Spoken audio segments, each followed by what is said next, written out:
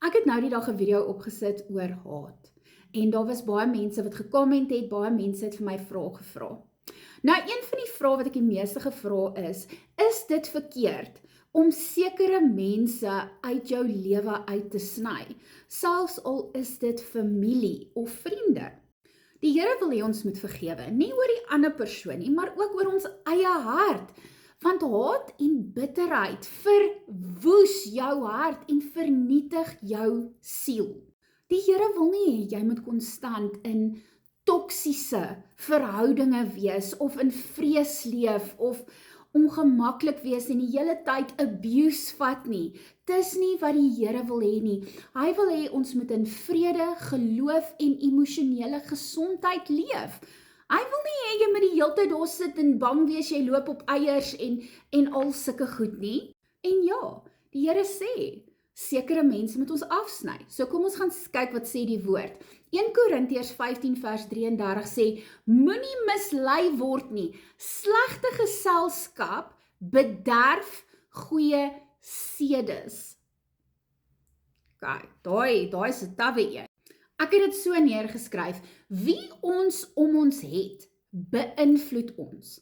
Party mense bring vrede, wysheid en lewe, en party mense bring chaos, drama, verdeeldheid en pyn.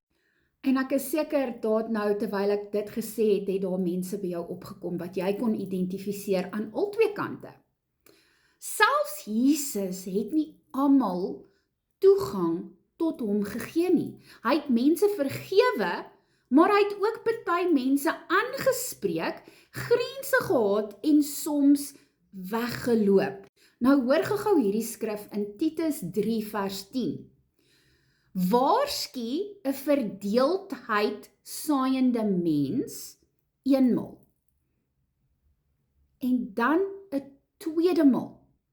So jy gee hom 2 kansse. Daarna moet jy niks meer met hom te doen hê nie. Nou dis 'n sterk skrif, dis is powerful. Dit beteken daar is tye waar afstand nie haat is nie, dit is wysheid. En ons moet ook onthou wat Jesus gesê het. Matteus 5 vers 30, as jou regterhand jou laat struikel, kap dit af en gooi dit weg. Nou asseblief, dit is spiritually speaking, okay? Jesus praat hierso geestelik. Party dinge en selfs party mense moet soms uit ons lewe verwyder word, as dit ons wegtrek van God, vrede, genesing en waarheid. So, ons haat nie mense nie, ons kry genesing vir dit wat mense aan ons gedoen het, die seer, al daai dinge, dit kom nie oornag nie, jy vat dit na die Here se voete toe, en vergifnis is 'n keuse. En jy kan nou vir my sê, maar pastoor, hierdie persoon het dit en dit teen my gedoen. Ja, ek weet, ek het ook al baie seer gekry deur mense, ek is betray, ek is in die rug gesteek, al sulke goed, vals beskuldig, whatever. Onthou, Jesus het deur dieselfde dinge gegaan. Maar, ons moet by 'n punt kom waar ons kan sê, Here, genees hierdie seer, vat hierdie haat uit my hart uit, en bid vir daai mense, vergewe hulle, en laat hulle oordeel aan God toe.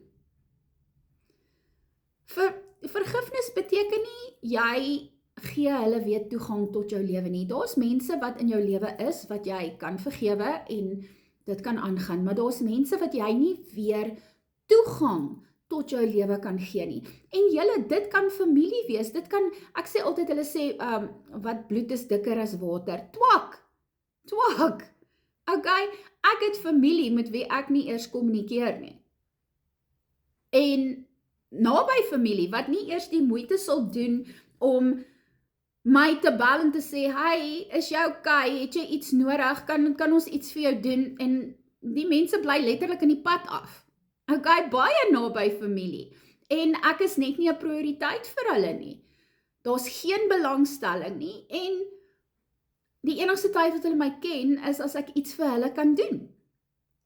En daar kom 'n punt wat 'n mens net moet sê, joh, hierdie mense misbruik my. Okay?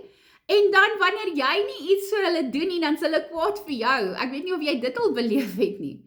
Maar daar is sekere mense, en dan het ek mense wat vriende is, wat die woord sê, jy kan 'n vriend hê wat nader aan jou is as 'n broer, en ek het dit, ek is geseën julle, met 'n paar sulke mense, my inner circle. Maar ek het die wysheid om te weet, dat nie almal het toegang tot my lewe nie, en nie almal het dieselfde tipe toegang nodig tot jou lewe nie. Not everybody needs to know what's going on in your life. Wees versigtig. Ek het altyd vir my skoolkinders gesê, Janna, julle moet versigtig wees. Julle wat al julle deep secrets met julle maatjies deel. Vandag is daai girl jou maatjie. Môre is sy kwaad vir jou want haar boyfriend het vir jou gekyk en dan vertel sy vir die hele wêreld al jou secrets. Okay, as jy langer as 5 jaar vriende is met iemand, dan kan jy sê, that is a friendship. My beste vriend, ja, 'n man, Pastoor Lourens, en ek ken mekaar van standaard 6 af, graad 8. Ek en sy vrou ken mekaar vandat hulle mekaar ken, en ons is almal so. Hulle is vir my familie, hulle is nie net vriende nie. Daar's baie sulke mense wat die Here in my lewe geplaas het. Mense wat in sekere seisoene in my lewe was, wat 'n pad met my moes stap, en dit is wat jy vir die Here moet vra, my boetie, my sussie. Wie moet ek uitsny vandag? Dis 'n Bybelse beginsel, daar het ek vir jou al die skrif gegee. Sekere mense is nie veronderstel om in jou lewe te wees nie. Biblical principles. Dit maak jou nie 'n slegte mens, omdat jy jou eie hart en jou eie vrede wil bewaar nie. Vat dit na die Here toe, bid daaroor, sê Here, hierdie persoon, ons hoef nie lelik te wees nie, okay? Ek kies net om sekere mense at arm's length te hou. You don't need to over-explain.